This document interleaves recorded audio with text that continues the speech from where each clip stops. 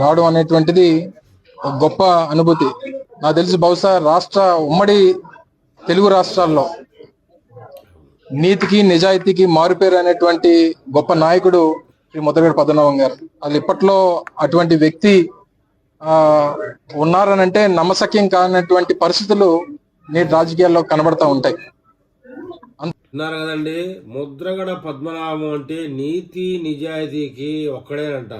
ఇక ఎవరు ఆ పార్టీలో అంత నీతి నిజాయితీగా ఉండేవారు లేరట.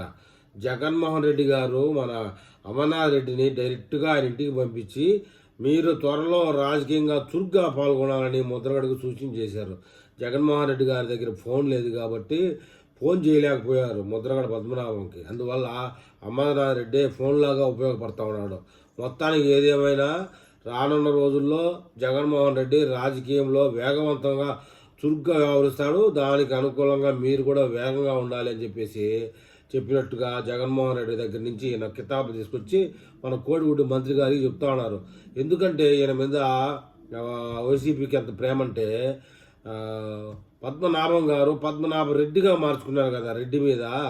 అందువల్ల పేరు మార్చుకున్నందుకు ముఖ్యంగా రెడ్డి దాంట్లోకి దిగినందుకు ఎక్కువ ప్రేమ అన్నమాట మన జగన్మోహన్ రెడ్డి గారికి ముద్రగడ పద్మనాభం మీద. ఆయన ఒక్కడే నిజాయితీపరుడు. వాస్తవంగా ఆయన ఒక్కడే రెడ్డి గారిలోకి దిగారు. మిగతా వాళ్ళందరూ ఎవరు రెడ్డిని పెట్టుకోరు కదా. అందువల్లనే ప్రత్యేకించి ఆయనకు ప్రేమ. జగన్మోహన్ రెడ్డి గారు చాలాసార్లు ఫోన్ చేశారంట ముద్రగడ పద్మనాభంకి.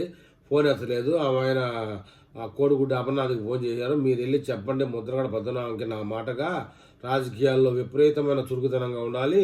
ఈసారి 29లో మొత్తం 175 గాను 200 సీట్లు మనమే గెలుస్తాం అని చెప్పారట. ఆ విషయం వచ్చి నేను చెప్తాను. అది ఈరోజు న్యూస్ అండి. మొత్తానికి ముద్రగడ పద్మనాభము ఆ ఏరియాలో ఆయనకి ఎంత సింపతి ఉందో ఏమో 29 ఎలక్షన్లో తెలుస్తుంది. చూద్దాం, అంతవరకు మనం వేచి.